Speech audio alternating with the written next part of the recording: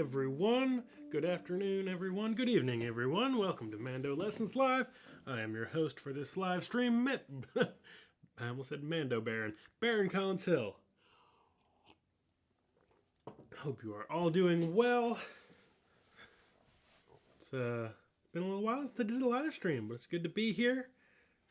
Gonna see who all's joining in. We got James from Texas, Dan from SoCal, Joe from SoCal, Heidi from Pennsylvania, Jim from Georgia, Joe from California, Betsy from Nashville, Sheldon from Minnesota, James from the UK, Keith, evening. Wherever you are, it's in the evening. I love it. Can't remember where you are, Keith, but Heidi in Pennsylvania. All right, someone from the Ukraine. Apologies, I don't know how to say your name, but welcome. Ursanos, Ontario. CJ from Michigan. Keith from dark and stormy Cornwall. Excellent. Arkansas. Tim from Arkansas. Edward from California. Stuart from Scotland. Alex from London. Neil. Peter. Jim. Dan, Alan, Sherry, Dan, Joe. I'm losing track of who I'm saying and who I'm not, but welcome, everyone. Yes, all right, we already got some pick direction questions. Those are my favorite. Nice, Jim's joining in after the David Benedict live stream. Yep, David does an awesome live stream for me, it's morning. I always wake up and it's already half over. But right before this, it's like the Saturday all-day music marathon. I love it. We got David, and then I do a live stream, and then I always tell people to go hang out and play some Irish tunes with Matt and Shannon Heaton over on Shannon Heaton's YouTube page. All right, so jumping right, first I'll just say thank you for joining, and the way these work is it's a Q&A, so if you got questions, I can pretend to have answers. Sometimes I have them, sometimes I don't. There's only one way to find out, though, and that's to ask them. I love it when the chat goes so fast that I can't keep up. Apologies if I missed your question, but I'll do my best. If I'm well past your question and I missed it, just feel free to throw it back in. So ask questions, request tunes. Oh, I was going to try to figure out how to play. We were talking about potatoes in David Benedict's live stream. And I was going to try to remember how to play Little Burnt Potato, which I can't remember. Maybe I'll try to dig it up here. I just need the first couple notes and I'll get it. But yeah, ask questions, request tunes. We'll have a good time. Joe says, first question, the picking direction on Chordal Jig, quarter and eighth notes. So, yeah, being a jig, the general pattern is down, up, down, down, up, down, down, up. So little collections of 3. 1, 2, 3, 1, 2, 3, 1, 2, 3, 1, 2, 3. And the best way to get this pattern under your hand is doing exactly what I'm doing right now. Just use the instrument as a drum, mute those strings, get your right hand doing this until it just feels natural and you can, take your eyes off the instrument, maybe try to read a book or something. You want to turn off any part of your brain that has to think about what your right hand's doing. Just turn it into the jig motor that just runs on its own accord. So that's the underlying kind of pick direction underneath any jig. And so for Chordal Jig, so it's got a pickup note, but it's just an eighth note. So it's actually down, down, up, down, down, down, down, up, down, down, up, down, down, up, down, down, up, down, down, down, down, up, down, down, up, down, down, down, down, up, down, down, up, down, up, down, down, up, down, down. That's the general idea. And something you can do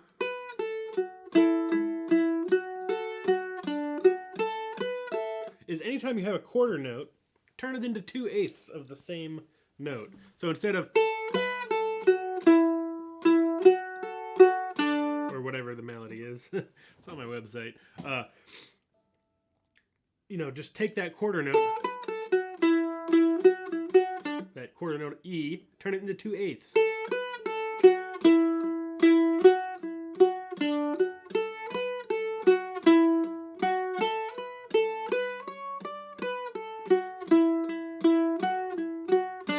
help your right hand keep that pattern going. Hopefully that's helpful.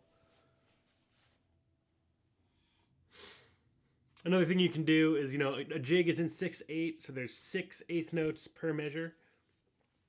And you can just write out on top, you know, down, up, down, or D, U, D, D, U, D, or down, arrow, up, arrow, if you're like looking at the music. And then from that, if there's a note there, play it in that direction. If there's no note underneath your down, up, then your hand is going to do that. You're just not going to make contact with the strings. Hopefully that's helpful. That's a big subject of pick direction, but it's an important one. So thanks for bringing that up right off the bat. All right, Colorado, Michigan, Halifax. Snow, yeah, East Coast is getting a lot of snow. How much you getting in Halifax? I know a bunch of my friends are like looking at like 20 inches in Maine. All right, coming in from Cumberland Gap. Awesome. You should learn to play Cumberland Gap.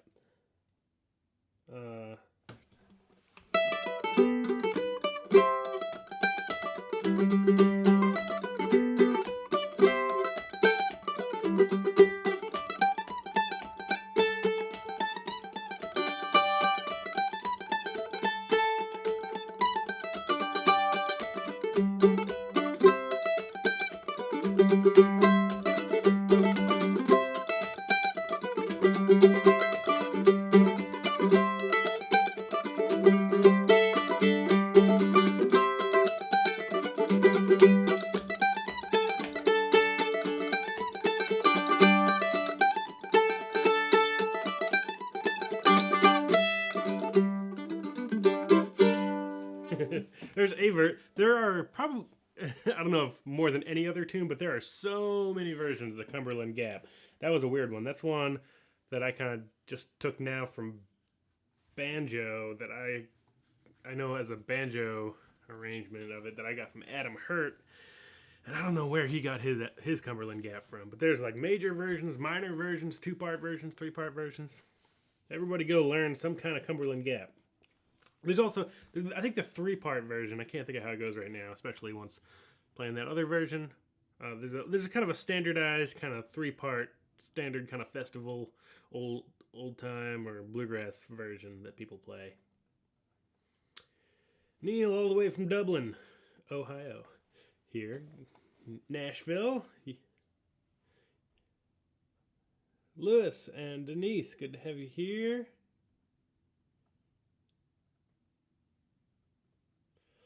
Learning fiddle makes me appreciate the mandolin. Cool. Yeah.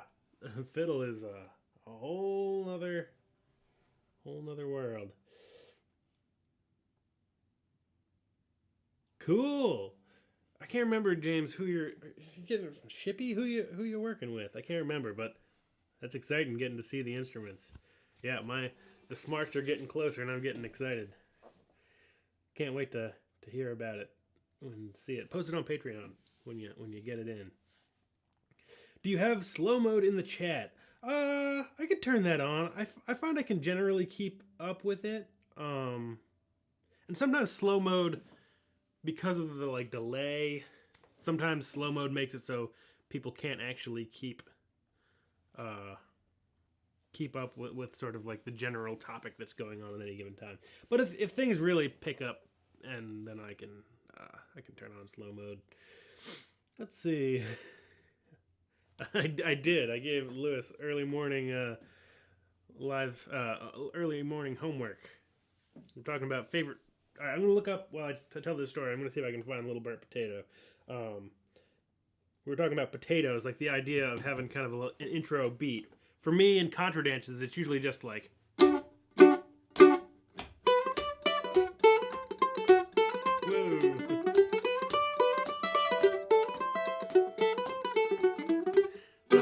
Key or the right tune. You know, or you can do like the or twice as long.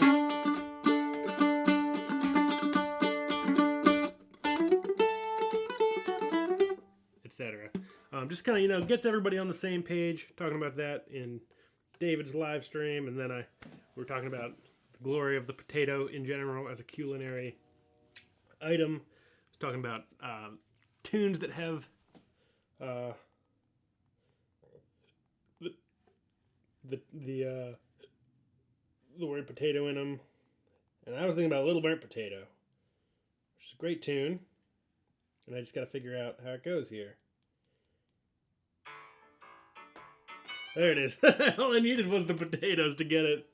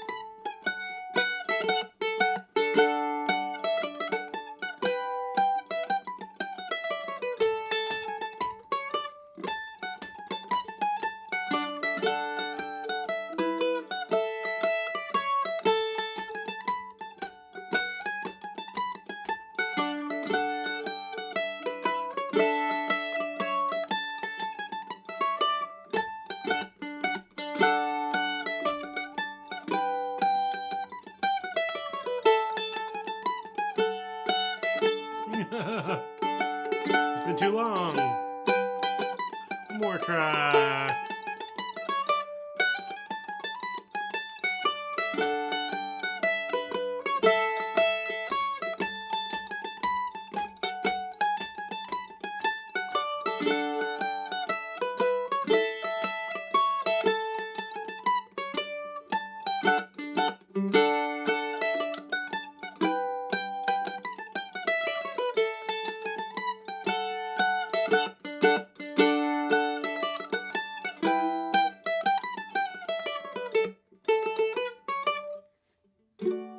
A very goofy tune. I love it though. Maybe everybody here's a got some more homework for y'all. Just go learn a potato tune. There's lots of them out there. Grasshopper sitting on a sweet potato vine, Little Burnt Potato, Bag of Spuds, you name it. They're all good. And Lewis was saying, what did you come up with? So there's an old French.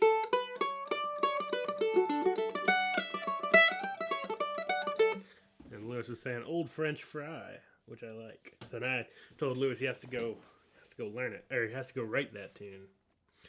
Freezing Michigan. Yeah, we got a lot of cold and a lot of snow all around the country.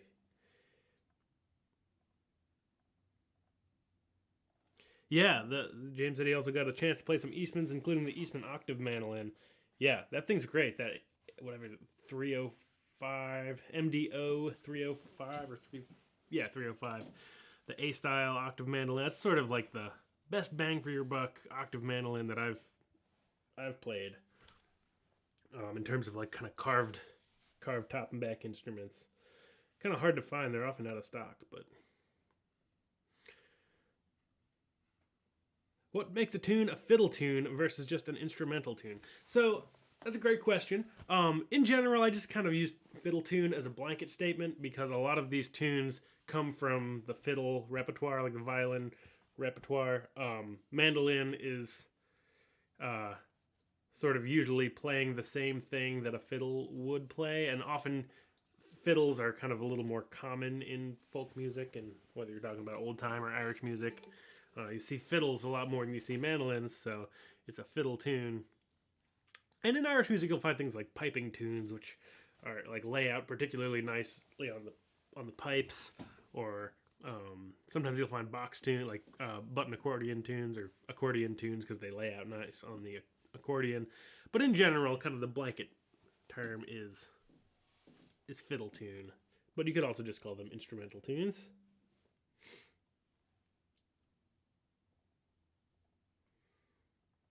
As Loops loves the Chordal Jig. Me too.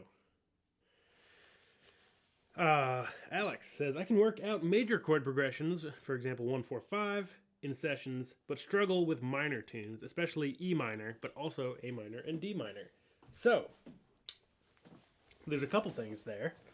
Are you thinking, I guess maybe the biggest thing that would help me comment on it is, are you talking about Irish sessions? Or like mixed genre sessions? I guess maybe I'll just go over both. Like in Irish sessions, if you're playing an A minor tune, probably the basic chords available are going to be often just like A minor and G, or you can think of it as like the minor chord and then a major chord a whole step down. So A minor and G, or E minor and D major, or B minor and A major, D minor and C major. Those are kind of your basic fundamentals, and that comes from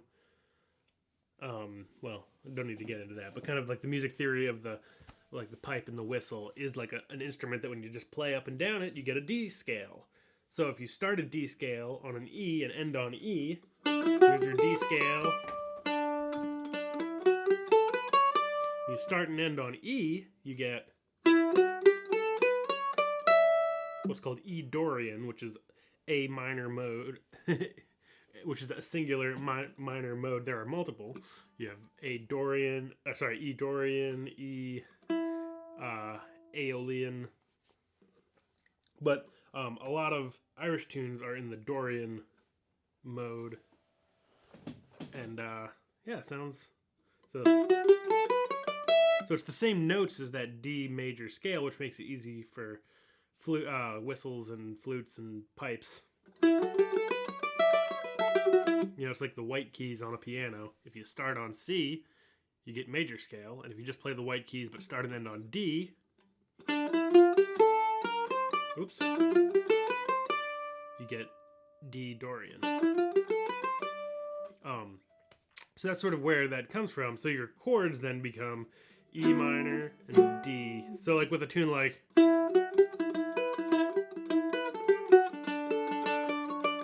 Swallowtail Jig, you have E minor, D major,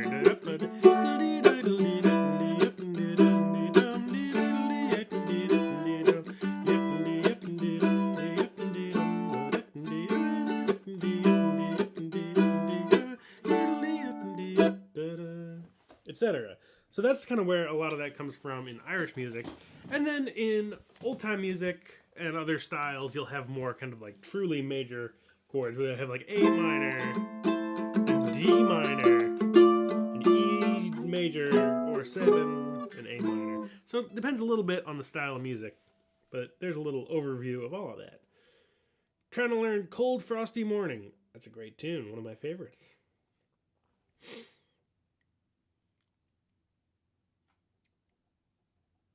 Yeah, it is, as Heidi says, it's the perfect tune when it's cold and there's snow on the ground. There's also a great, recently composed Irish slip jig called The Snowy Path. That's excellent, and another great snow, cold themed tune.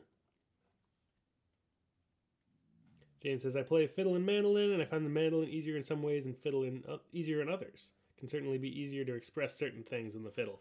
Yeah, everything's got their own kind of, you don't have the sustain of the bow on a mandolin. You can't kind of slide around, you're stuck on frets. But on fiddle it's just woo. Yeah, Courtney Hartman has an awesome Cumberland Gap. And everything else. She just is a master musician. Cool. Glad you're enjoying the live session, Neil, with Shannon and Matt.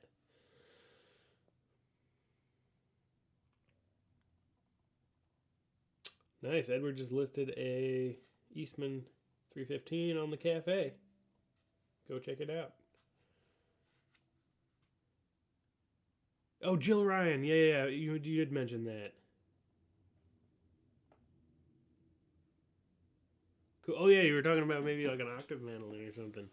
I look forward to anything that comes out. If anyone is getting a new instrument or having one built, I always want to hear about it. Ooh, nice. Yeah, half and half snow and freezing rain is a glorious combination. Gross. Love the difference between your oval hole versus F-hole Ellis. Do you think the same type of difference would exist between an oval and F-hole Kentucky? I would say, yeah. In general, You know, the biggest thing, like when you get into, like F-hole mandolins just kind of are what they are. They're carved top, carved back, often have the elevated fingerboard, you know, so the fingerboard is actually sitting on top of, it kind of goes, cantilevers out over the body. Joins at the 15th fret, right there. That's kind of standard for F-hole mandolin, whether you're talking an A5 or an F5, A style or F style. But when you get into oval hole mandolins, the old Gibsons joined at the 12th fret, the the fingerboard was flush to the body, the bracing was a little different. There's kind of so many different things that can be different with oval holes. But you know, if you're talking the difference between the LS-A5 and the LS, let's call it an A4. It's not really an A4, but I think that's what he calls it. You know, that difference, you know, because everything else is the same. They both have this is kind of a modern oval hole, as it has the cantilevered neck and the 15th fret joint and all that sort of stuff. So that similarity is probably going to be, you know, every instrument is different, but I would say that same general idea is probably going to go. I can't remember if I've played an oval hole Kentucky or not, but I do like Kentucky, so the only way to find out is find one to play. How long did it take you to learn 4 chords? It's still hard for me to use my pinky. Oh, like 4 string chords? Use my pinky when it's in the chord or just playing as one note. So I was a very slow learner. Everybody learns quicker than me. I was self-taught, didn't really know what I was doing, and I was just, yeah, I had every bad habit in the book. So it took me like kind of years to get used to like playing chords in time and getting some chord repertoire under my fingers. You know, the thing with the pinky is it's definitely the weakest finger on your left hand. The only thing to do is just keep going, keep trying. And the more you use it, the stronger it'll get. And one day you'll just be like, hey, I'm just using my pinky. Yeah, pinky strength and improv is the holy grail. As well put, Alex.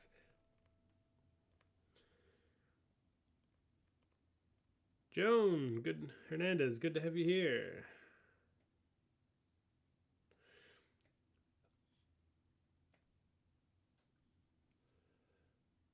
Does your mando technique suffer if you spend long periods on another instrument?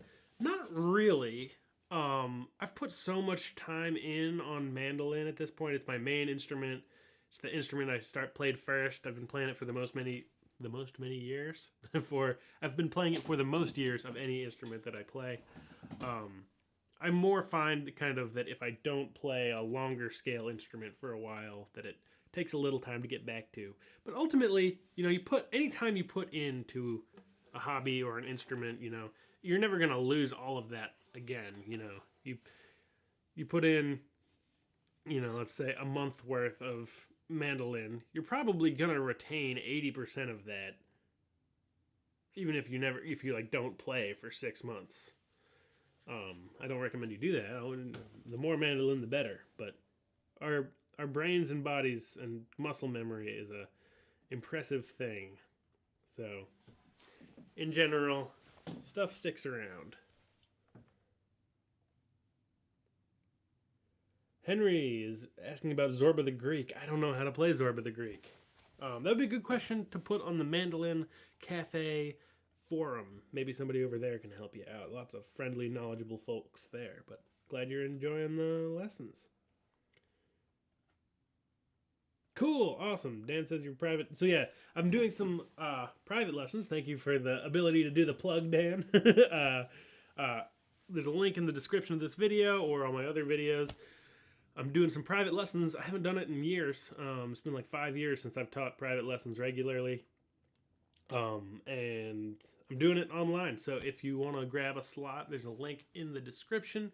I'm using a website called Lesson Face where they help me with scheduling, kind of automated system. So you can just sign up and then I'll see you when I see you. And then also, you can I can record the video and it just pops up so you can watch it later, which is something that would be hard for me to do on my own. And they're great folks, great platform. So I've been doing stuff through there. So if you want to grab a private lesson like Dan did, the link's in the description. But yeah, Dan and I were talking about using the metronome or backing track just as having something to, to check your kind of speed consistency and your way to kind of get through a whole tune and kind of get into the groove can be really helpful. So I'm glad that's helping, Dan. Ooh, yeah. Down to negative 35 C overnight. That's cold. That's right about where, I think it's like negative 40, where Fahrenheit and Celsius meet. Or is it 20? Can't remember. Somewhere in that zone where they both mean the same thing, and it's real cold. Hey, James got a Northfield. Awesome. I've only played 1 or 2 Northfields, and I've loved them, but I want to play more. Cool. Asher's getting a gold tone Mandicello. I've got one of those that's getting fixed up right now, and I got to go pick it up. Those are great. So that's probably the best bang for the buck in the Mandicello world as well. And they come with like, if it's the same one I'm thinking of, it comes with like a magnetic pickup and a piezo pickup that you can blend in the instrument. A very versatile instrument. Do I have a flatback Celtic style mandolin? Would love to hear play one. I do not. No, I've owned some in the past. I've owned a kind of flat iron, which is not super Celtic. It's more like the Army Navy style. I don't really know. The ones I've played, I've really enjoyed, but I don't have one. Maybe I should get one. Bad influence, Stuart. Cool. Ursanos says, tune of the week on Discord is Billy in the Low Ground having a lot of trouble reaching that 8th fret in the B part. Let's find out. And his advice.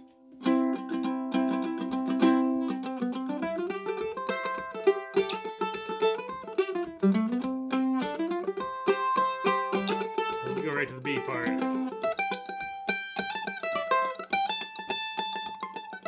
Yeah, you got some options. So, one thing I like to do is just kind of shift into half position.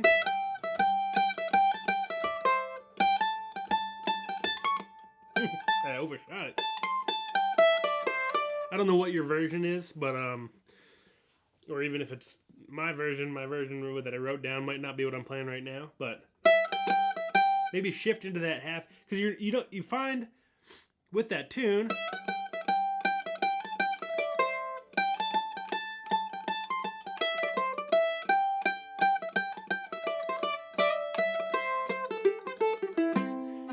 you don't need a 2nd fret until you're down on the D string, so you can shift back before that.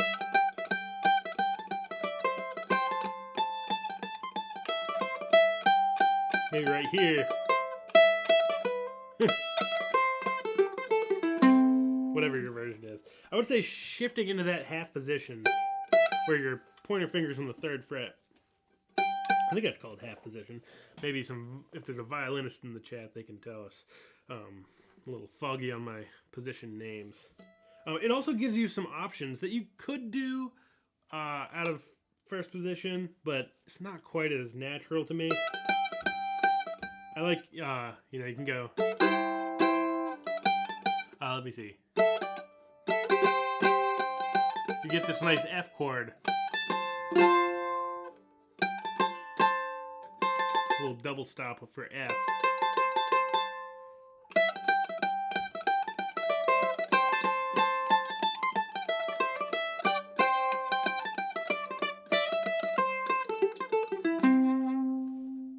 Hopefully that's helpful. I would say half position is your friend.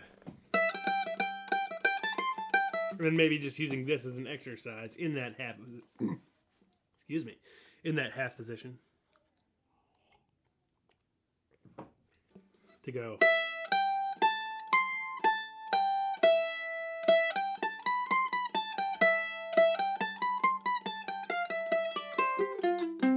Just to noodle around in there just to get your fingers used to being in that spot.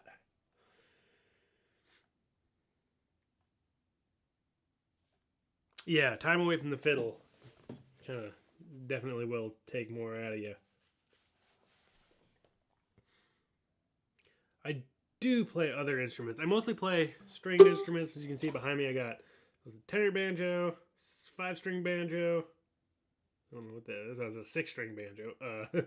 Tenor guitars, 6-string guitars, bouzouki, cittern. Play a little bit of pedal steel. Some electric instruments. That's why all these amps are behind me. Play a little bit of button accordion. That's pretty much it. Mostly stringed instruments. The button accordion is kind of the odd one out there.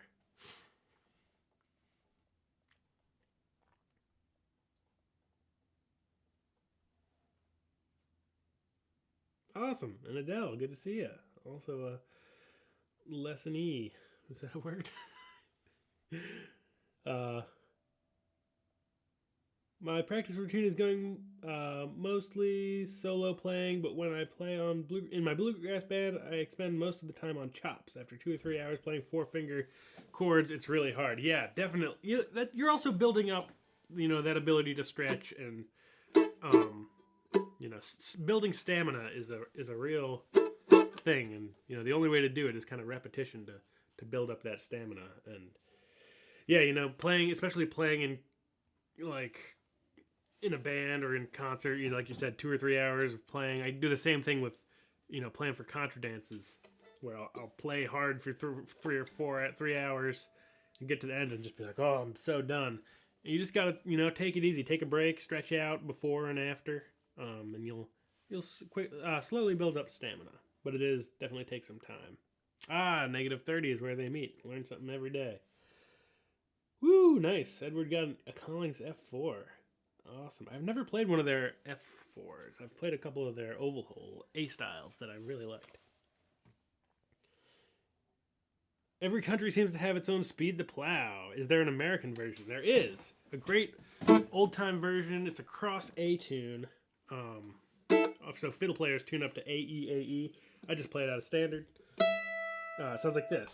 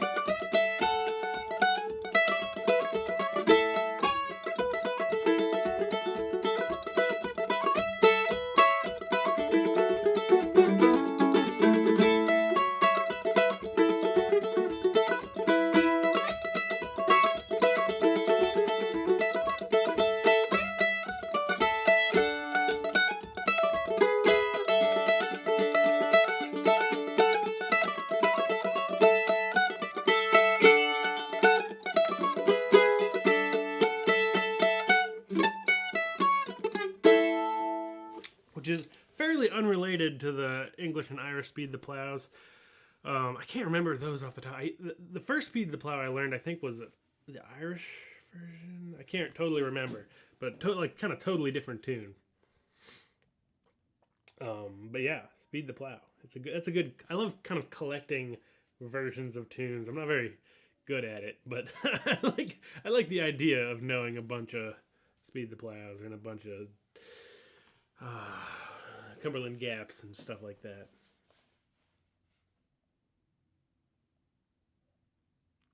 Yeah, Mandicello is also new to me. I just got this gold tone a little while ago. Got it used. Needs some work. And it's out of the shop, so I'll like to make a little video. I've done like introduction to mandola and introduction to octave mandolin. Once I kind of get my brain around Mandicello, I'll do one of those. Nice. Richard has a birthday for his Collings MF. Great mandolin. Yeah, it's great having an instrument from new because you hear it change and it changes to what you like to do. In my opinion, whatever you put in, you kind of get back out in a nice way. Hey, Uncle Bobby, good to have you here. James says would love to hear your thoughts on the application of Mandicello. A lot of people seem to want to play fiddle tunes on the lower octave instruments, but I don't think that's their strong suit. I agree in general, especially when you get into like Mandicello range, where the scale length's probably 25 inches, you know, guitar scale, and then being in fifths. It's kind of a bear to try to play fiddle tunes up to speed. I mostly, and again, I'm new to the Mandicello, so we'll see. We'll see what I end up doing with it. But yeah, it's yeah, I think, you know, the strong suit of kind of larger bodied instruments, larger mandolin family instruments is, you know, kind of making use of that sustain and the lower, deeper sound. You know, they don't pop in the same way that a high-pitched little mandolin does, so the melodies don't pop out. I like playing like slower melodies. Some jigs can be nice and slow, or some waltzes, things like that. But yeah, I'm excited to see where the Mandicello takes me. All right, yeah, Arsenaut says he is using my version. Ooh, nice. So, James says Mandicello seems to shine when playing in unison with other mandolin family instruments. Yeah, the sort of mandolin orchestra sound is a good one. Is it cheating to use your pinky for C sharp or G sharp in first position? I find it an easier reach, but don't want to develop a bad habit. I would say aim for that third finger, because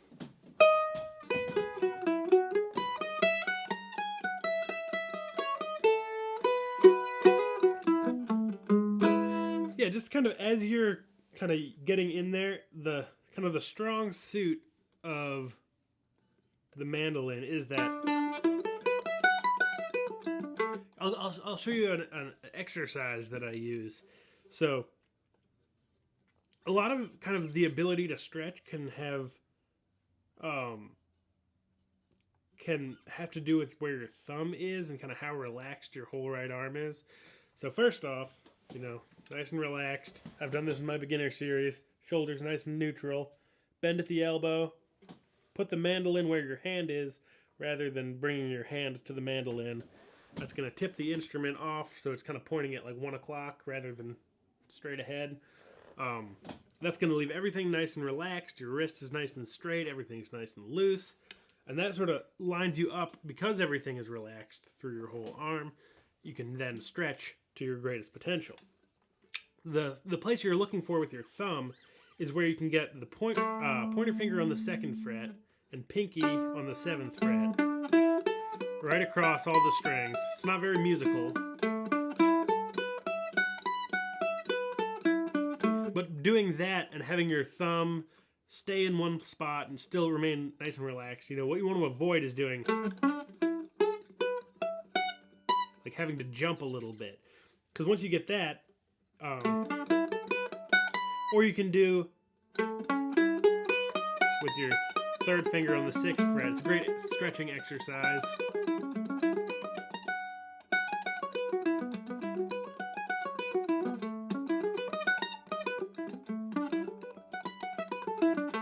Not very musical, again, but it's a good way to kind of find the natural position where you're going to set yourself up to have the most ability to stretch. Do I know any Brazilian mandolin music? Not really, no. I learned Desperado once, but I haven't played it in 15 years, so it's been a little too long to be able to remember how it goes. Oh, nice. Arsenaut says his wife is starting guitar on Monday. Very exciting. How do you anchor or support to keep your fretboard in one place? So that comes from a couple things. Like I was just talking about with left hand, you know, left hand goes up, instrument goes into it, tips the mandolin to kind of point off to your right a little bit. That also helps your right arm come across the instrument. So your right arm, same idea, bend at the elbow, 90 degrees, flop over the instrument. And that combination of having a strap and having the instrument at an angle, you know, like if I'm just letting it sit and it's pointing straight ahead and I flop over, you see the neck go out. So you're kind of getting a little of that just by having the instrument where your hand is. on the left-hand side. So those are my big anchor points, is the instrument on my stomach, the strap, and my right arm. Again, I'm not clamping down, but it just goes over. You get that angle in the neck, you're not doing this or going too far this way. 45 degrees, a little less, 40, 35 degrees, somewhere in there. It's going to set up everything so you don't need to use your left hand to hold up the instrument and then play. So that creates a nice, solid way to kind of anchor your instrument so the fretboard stays in one spot. I'm trying to play without my thumb behind. And your thumb does, supply some reinforcement on the left hand, but you don't want to be holding the instrument up physically with your left arm. All right, we are screaming right through. We'll do a little lightning round, and then we'll play some Chordal Jig. Can you show us how to shift into and out of that position on the E string on Billy in the low ground? So yeah, in this case, it's a great opportunity because it just starts right at the top of the B part. You're in first position, and you go into the B part, and you're just right there, right off the bat.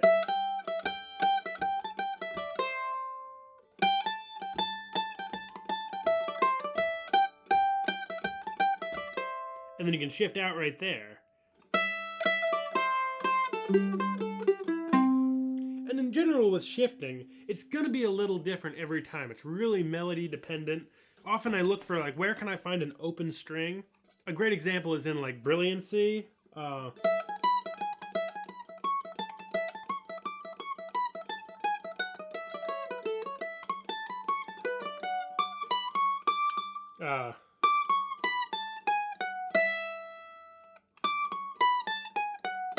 Got that open E, I'm going down instead of going, I'm kind of shifting jerkily back down the whole way. I stay up there until I have the open E.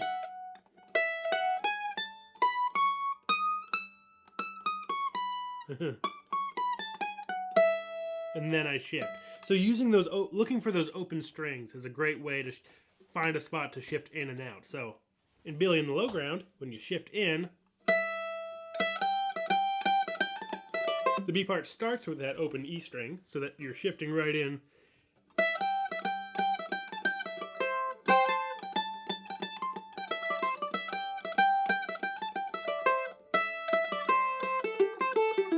That last phrase starts on that open E string again, and you can shift out. If your version is a little different, you're going to have to play around with it.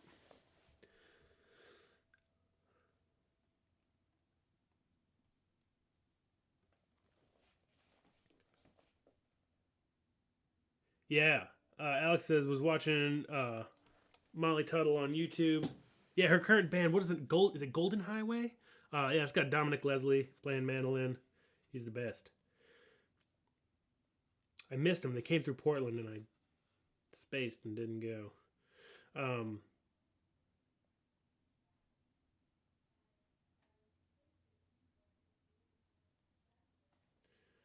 Ursana says, one of these days go to the music store and see if they have an octave mandolin to try out. Yeah, they're fun. Lower range. Or you can keep an eye on Mandolin Cafe Classifieds. You can put a wanted ad up if you really want to be proactive about it. Look for one of those Eastmans. It's great.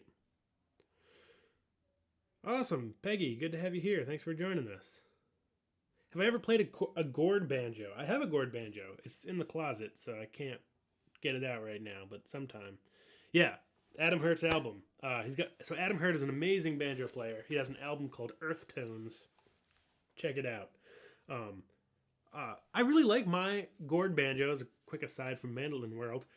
Barry Sholder, I think that's how you say his name. Sholder. Makes pretty inexpensive gourd banjos. They're a couple $100. I think everything he makes is usually under $500. I've got one that I got used. I love it. That's the nice thing about gourd banjos is you can find really expensive ones if you're going from Jason Romero or somebody kind of building really kind of fancy ones. But the idea of a gourd banjo is it's a simple machine. It's kind of it's not meant to be super fancy. So they're out there. Look on Banjo Hangout in the classifieds. See if somebody's there. Look up Barry Shoulder. Yeah, I love chord banjos. Try to get it out for one of these live streams sometime. Joe, restrung from CGDAE to GDAE on the tenor guitar. Same range as my 6-string, just harder to play. Yeah, it's different. You got the glory of the fifths. Yeah, once you get into longer scale instruments, you really got to see, if it's in fifths, like a mandolin, it's a whole, it starts out, it's like, yeah, this is great. I've got my G, I've got my C, I've got my D. And then as soon as you try to do a stretch that doesn't work, it's like, okay, I guess I really have to rethink this whole instrument. But it's fun.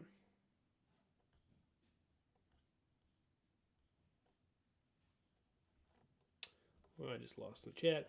All right, get a couple of these last questions. It's just the more I try to answer, the more show up. Know any good beginner banjos? That's a good question. I like the Deering Good Time. Those have gotten more expensive over the years, but again, used. You can look up on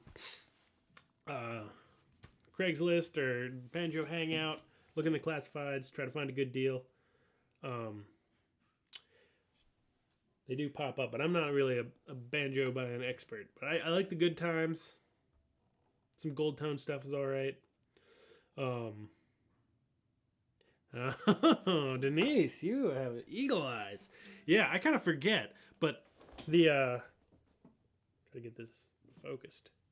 The dots on this fingerboard, especially as you get closer to like the 15th fret, they actually go oval. Which is interesting. I've never seen that anywhere else. I don't know if that's a joke, Denise, or not, but Denise says Ellis must have some high-tech inlays set up. I'm guessing that's with a smirk, because Ellis does all of their main business. Tom Ellis's main business is Pearl Precision Inlay, for anyone who doesn't know, where they do all of they have like CNC machines and all kinds of crazy computers to do make pearl inlay, and they make the inlay for everybody. Gibson, I don't know if they do. Well, Fender doesn't do a lot of inlay, but a lot of the big name, probably Collings. Tom Ellis does a lot of inlay for a lot of big companies, guitar making companies, and probably all kinds of other stuff too. Kieran Kane and Raina Gellert have a new album out. Yes, I need to listen to it. There's so much good music coming out. I guess it's hard to keep up sometimes. Ooh, a little shift is helpful at the end of Gallopede to get the D chord. I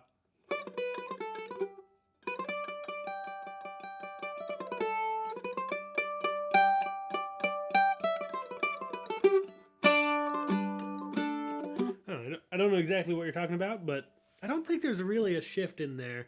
If you're trying to get like a chord or a double stop, maybe try a different one. I mean, also if you really want that particular voicing and you got to shift, you got to shift.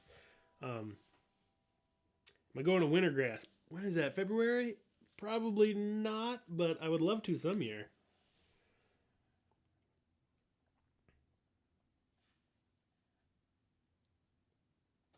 Patrick from Alaska, good to have you here. Joe, thank you so much for the super chat. I know, Bruce Molsky's coming out with a guitar album. So much good stuff happening. All right, let's play a little bit of Chordal Jig and send you all on your way. So, let's see. Chordal Jig. An excellent. I like this tune as kind of a mellow Irish jig, but it kind of works as a rager too, but let's do it nice and mellow. That's my preferred way. So I'll play the melody, you play the chords, swap back and forth, and have a good time.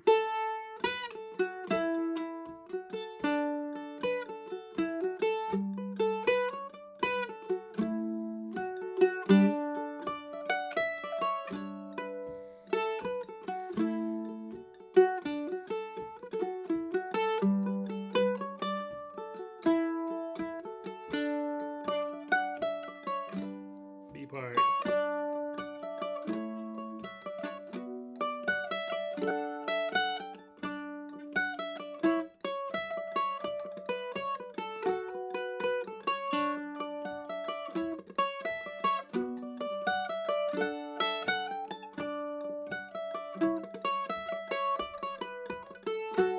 Take it.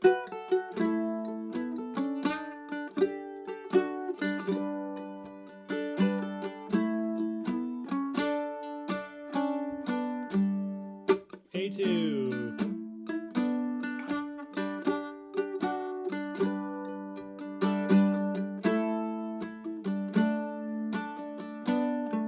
B part.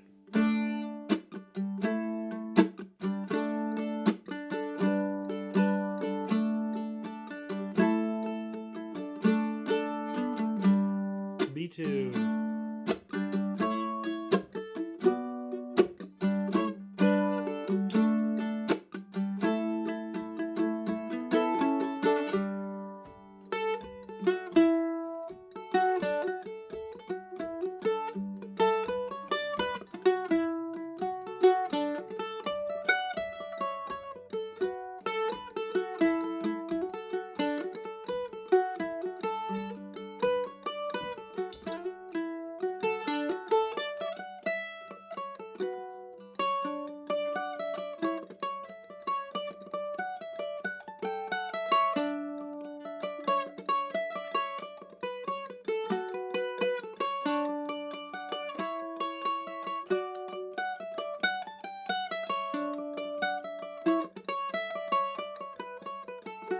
Take it.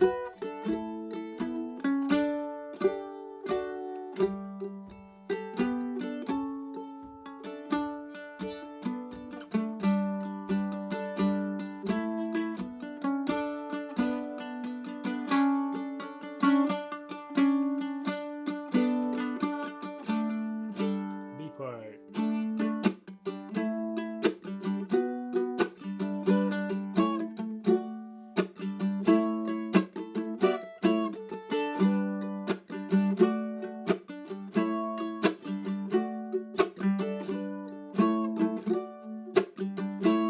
Play the melody one more time. I'll play some harmony.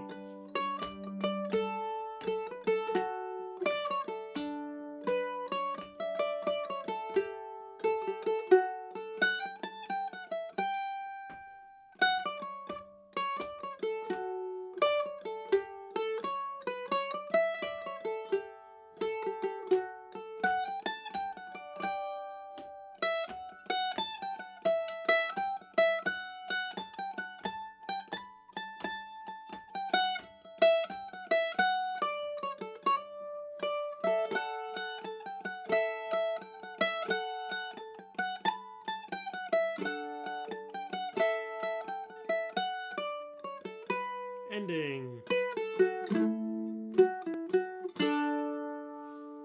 A nice mellow version of whatever that tune is. Chordal Jig to send you all on your way. What should we play next week? Thank you all for tuning in. Let me know in the chat what you want to play next week, and we'll add it to the list. I think I'll be here. Let me just make sure. Yeah, I'll be here.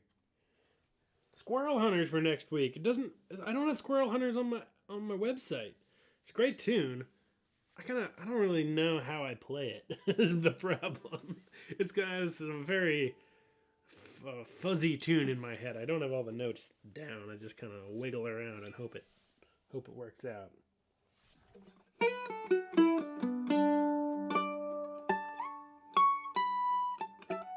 Ooh, pig ankle rag. That would be a challenge for me. How does that tune go? Is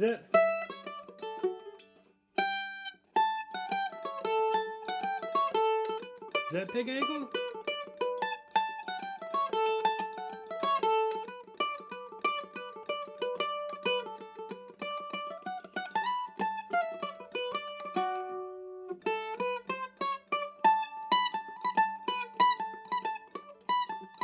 Now I get pig ankle and dill pickle rag mixed up.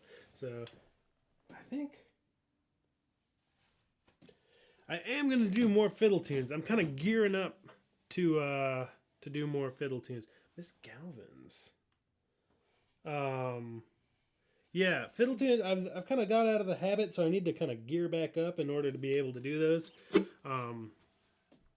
Miss Galvin's is a great tune. Is that on my website?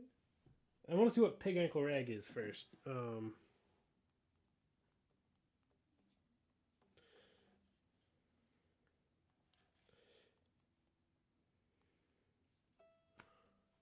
Alright, for the radio silence here, pig ankle rag. I use my own website to cheat. How does this work? 1, 2, 3, 4. Whoa, 1, 2, nice. 3. Hey, that is the right tune. Cool, let's do pig ankle rag. I haven't thought about that tune probably since I made the lesson, which was, I think, a long time ago. When did I make that lesson? Ooh, I think that's extremely old. Over 10 years? Oh, only 4 years ago. Alright. 4 years ago. Pig ankle rag. I can dig that one back out. Let's do it. Yes, I do want to do more fiddle tunes. Trying to figure out how to do it. Miss Galvin's is a great choice as well. Let's do that. Soon. Pig. Exactly, James. Alright, thank you all so much for tuning in. Have a great rest of your week. Go hang out. Look up Shannon Heaton. SHANNON HEATON. Shannon Heaton on YouTube. Go join their Irish session. Maybe play a little Chordal Jig or Miss Galvin's. I think you can throw out suggestions in there and they'll put them into sets. Have a great one. Thank you all so much for the support. See you next time. Bye-bye.